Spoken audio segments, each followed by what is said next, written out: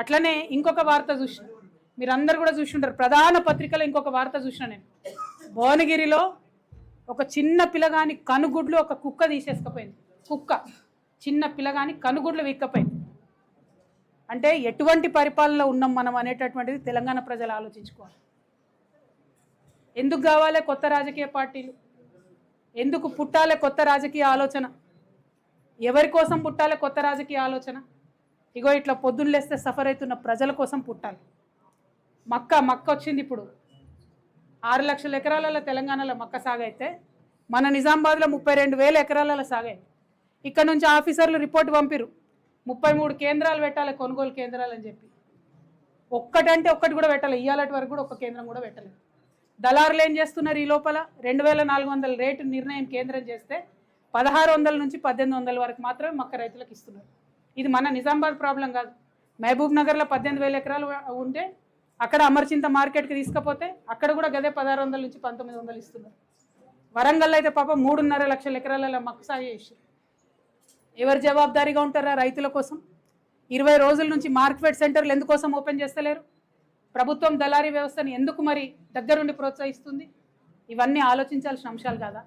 రైతుల అంశాలు కానీ, చిన్నపిల్లల అంశాలు కానీ, సెక్యూరిటీ అంశాలు కానీ, రోడ్ అంశం కానీ ఆలోచించొద్దా? పరిపాలన అంటే ముఖ్యమంత్రి అయ్యేదా కోతీరు, అయినా కోతీరు ఉంటుందా? ఇదే ఒరవడి ప్రతి ఒక్క రాజకీయ పార్టీది కూడా కనబడతా ఉంది. కాబట్టి ఖచ్చితంగా ఈ రాష్ట్రంలో ఒక కొత్త రాజకీయ శక్తి కావాలని బలంగా మేము విశ్వసిస్తూ ఉన్నాం, చాలా బలంగా విశ్వసిస్తున్నాం. అయితే వచ్చేటటువంటి కొత్త రాజకీయ పార్టీ ఆ భగవంతుడు శ్రీరామచంద్రుడి యొక్క దయతోని పేద బీద బిక్కి ఈ కులం ఆ కులం అని తేడా లేకుండా అందరినీ కలుపుకొని అందరి కోసం పనిచేసే పార్టీ అయి ఉండాలి. నేను మొన్న ఉగాది నాడు కూడా చెప్పిన, సర్వోదయం జరగాలి తెలంగాణలో, సర్వులకు ఉదయం రావాలి, అందరి జీవితాల్లో వెలుగులు నింపాలి, సర్వోదయ తెలంగాణ రావాలి, దానికోసమే కొత్త పార్టీ రావాలని చెప్పి మేము బలంగా నమ్మినాం. నేను తెలంగాణ బిడ్డగా తెలంగాణ జాగృతి అనేటటువంటి స్వచ్ఛంద సంస్థ ద్వారా తెలంగాణ ఉద్యమంలో గత 20 సంవత్సరాలలో మీ కండ్ల ముందే నేను పనిచేసాను. అనేక అంశాల మీద కొట్లాడినాం. రాష్ట్రం రాకముందు కొట్లాడినాం, రాష్ట్రం వచ్చినాక కొట్లాడినాం. ఈ అంశాలన్నీ కూడా మీకు తెలుసు, మీ కళ్ళ ముంగట్నే ఉంది. తెలంగాణ రాష్ట్రం వచ్చిన తర్వాత తెలంగాణ జాగృతి సంస్థ ఒక ఎన్జిఓగా అప్పుడున్నటువంటి బీఆర్ఎస్ ప్రభుత్వం ఒక నిర్ణయం తీసుకున్నారు. ఏంటిది అది? ఆత్మహత్య చేసుకున్న రైతులకు, ఏది ఆంధ్రప్రదేశ్లో ఆత్మహత్య చేసుకున్న రైతులకు కాంపన్సేషన్ ఇస్తామని నిర్ణయం తీసుకున్నారు. అయితే ఆ లిస్టులో ఒక 300 మంది రైతులు మిస్ అయితే తెలంగాణ జాగృతి ఆ బాధ్యతను తను తీసుకొని ప్రతి జిల్లాలో ఉండేటటువంటి ఆ 300 మంది రైతులకు 4 సంవత్సరాల పాటు 2,500 రూపాయలు పెన్షన్ ఇచ్చినాం.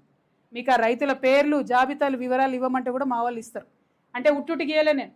మా కార్యకర్తలు వాళ్ళ ఇంటికి పోవాలి, మాట్లాడాలి, వాళ్ళ పరిస్థితి ఎట్లుందో తెలుసుకోవాలి, అప్పుడే 2,500 పెన్షన్ ఇవ్వాలి. ఇది తెలంగాణ రాష్ట్రం వచ్చినాక 2014 to 18 మేము చేసిన పని గురించి నేను చెప్తున్నా, ఉట్టి పనులు చెప్పట్లేదు నేను. అట్లా 1 కాదు 2 కాదు అనేకం పనులు ఉన్నాయి. రాష్ట్రం రాకముందు పనిచేసినాం, రాష్ట్రం వచ్చినాక పనిచేసినాం, బీఆర్ఎస్ గవర్నమెంట్ ఉన్నప్పుడు పనిచేసినాం, బీఆర్ఎస్ గవర్నమెంట్ లేనప్పుడు కూడా పనిచేసినాం. నిన్నగాక మొన్న ఖమ్మం వెలుగుమెట్లలో ప్రత్యేకంగా ఈ రాష్ట్రంలో కొత్త తరహా ఒక రాజకీయ శక్తి రావాలని చెప్పి, కొత్త తరహా రాజకీయ కాంబినేషన్లు రావాలని చెప్పి, అన్ని రకాలుగా పనిచేస్తున్నటువంటి అనేక సంస్థలను కలుపుకోవాలని చెప్పి ధర్మ సమాజ్ పార్టీని కలుపుకొని వెలుగుమట్లలో చేసినటువంటి ఉద్యమం మీ అందరికి కూడా తెలిసిందే. అల్టిమేట్గా రిజల్ట్ తీసుకొచ్చినాం, పేద ప్రజలకు న్యాయం చేసినాం. అంటే మీకు ఎందుకు ఈ మాట చెప్తా ఉన్నా అంటే, ఒక శక్తి కలిగినటువంటి సంస్థ, నిజంగా మనసులో ప్రజలకు మంచి జరగాలని కోరుకునేటటువంటి వ్యక్తులు, అటువంటి శక్తులు ఈ రాష్ట్రానికి అవసరం. కాబట్టి ఖచ్చితంగా పొలిటికల్ పార్టీ పెడతా ఉన్నాం. ఈరోజు శ్రీరామనవమి మంచి రోజు కాబట్టి మీ అందరికీ ఈ మాట చెప్పాలని చెప్పి, అది కూడా నిజామాబాద్ గడ్డ నుంచే మా సొంత ఊరు నుండే చెప్పాలని మిమ్మల్ని అందరికీ కూడా రిక్వెస్ట్ చేయడం జరిగింది.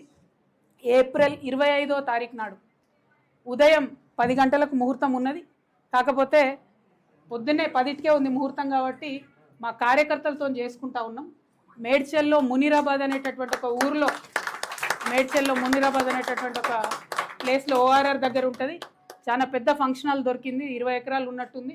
మా కార్యకర్తల కాడికే ఒక 30-35 వేల మంది పడతారు.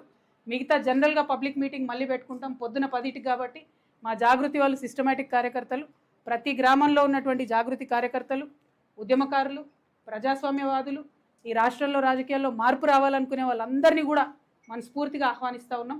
ఏప్రిల్ 25వ తారీఖు, వచ్చే నెల ఏప్రిల్ 25వ తారీఖు నాడు మార్నింగ్ 10 o'clockకి మేము జెండా ఆవిష్కరణ చేసి మా పార్టీ పేరు చెప్తాము. మంచి ముహూర్తం ఉంది, మీ అందరికీ తెలుసు నేను ముహూర్తాలని బలంగా నమ్ముతా. మరి కాలానుగుణంగా పనులు చేస్తే ప్రజలకు కలిసి వస్తుందని నేను బలంగా నమ్ముతున్నా కాబట్టి ఆ ఉదయం పూట అయినా తీసుకోవడం జరిగింది. ఆ మొత్తం డీటెయిల్స్ అన్నీ కూడా ట్విట్టర్లో, ఫేస్బుక్లో, వాట్సాప్లో మళ్ళీ మీకు లొకేషన్తో సహా ఆ హాల్ పేరు ఆద్య కన్వెన్షన్, అద్వయ కన్వెన్షన్, మునీరాబాద్.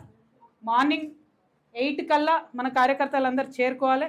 ఎందుకంటే 8 నుంచి మనం అందరం కొంత మాట ముచ్చట వేసుకొని 10కి ముహూర్తం ఉంటుంది కాబట్టి 10కి లాంచ్ చేసుకుందాం. ఆ మొత్తం 18 ఎకరాల్లో కూడా మరి ప్రాంగణాలు ఎట్లుండాలి, స్టేజ్ ఎట్లుండాలి, మేము మా ప్రాంగణానికి ఎవరి పేరు పెట్టుకుంటాం, ఎందుకంటే మేము జయశంకర్ సార్ని ప్రాణంగా కొలుసుకుంటాం, మీ అందరికీ తెలిసిందే. జయశంకర్ సార్ పెట్టుకుంటాం, ఇంకా చాలా పేర్లు ఉన్నాయి, చాలామందిని గౌరవించేది ఉంది. అవన్నీ కూడా డిసైడ్ చేసి ఈ నెక్స్ట్ 28 డేస్ టైంలో మీ అందరికీ కూడా వివరాలు ఇవ్వడం జరుగుతుంది. మా దగ్గర జాగృతి నుండి ప్రతి గ్రామం నుంచి కార్యకర్తలు తరలి రావాలి. పొద్దునే ఉంది కాబట్టి మంచిగా పొద్దుగా లేచి సద్దన్నం తిని బయలుదేరండి. వచ్చినాక మీటింగ్ అయినా ఉడకన్నం తిందాం. కాబట్టి ప్రతి ఊరు నుంచి ఎక్కడ జాగృతి కార్యకర్తలు ఉంటే అక్కడ బయలుదేరి రావాలి. ఎవరి గురించి ఆలోచించొద్దు. మనకెవరో వచ్చి ఏదో బండ్లు పెడతారు, ఏదో చేస్తారు అనుకోవద్దు. ఇది మన పని, మన రాష్ట్రం పని, మన కోసం మనం చేసుకునే పని. కాబట్టి ఖచ్చితంగా ఈ రాష్ట్ర రాజకీయాలు మార్చాలి. ముఖ్యంగా యువ మిత్రులకు నేను చెప్తా ఉన్నాను, రిక్వెస్ట్ చేస్తూ ఉన్నాను. మరి మనము తెలంగాణ వచ్చినప్పటి నుంచి కూడా ఇంకా కూడా జాబ్ల కోసం వెయిట్ చేస్తున్నటువంటి పరిస్థితి ఉంది ఇప్పటి వరకు కూడా. మరి యువ మిత్రుల కోసం ఏం చేయబోతా ఉంది కొత్త పార్టీ అని ఆ రోజు చెప్పబోతా ఉన్నాం. యువతకు, మహిళలకు పెద్ద ఎత్తున ప్రాధాన్యత ఉంటుంది కాబట్టి యువ మిత్రులు, మా ఆడబిడ్డలు, ప్రత్యేకించి మా ఆడబిడ్డలను నేను రిక్వెస్ట్ చేస్తూ ఉన్నా. మగవాళ్ళు చేసే రాజకీయాన్ని ఇన్ని రోజులు చూసినాం, మగవాళ్ళు నడిపినటువంటి పార్టీలు ఇన్ని రోజులు చూసినాం. మన బిడ్డ జాబ్ కోసం ఎదురు చూడాలి, మన ఇంటికి వచ్చే లోన్ కోసం ఎదురు చూడాలి, పంటకు వచ్చేటటువంటి బోనస్ కోసం ఎదురు చూడాలి. టైంకు మాత్రం ఏదేవరు ఇచ్చినట్టుగా కనబడతలేదు. కాబట్టి ఆడబిడ్డల జీవితంలో మార్పు తీసుకురావడానికి ఈ రాష్ట్రంలో ఒక ఆడబిడ్డగా మీ అందరి ఆశీర్వాదం కోరుతూ నేను ఒక పార్టీని పెట్టబోతా ఉన్నా. మా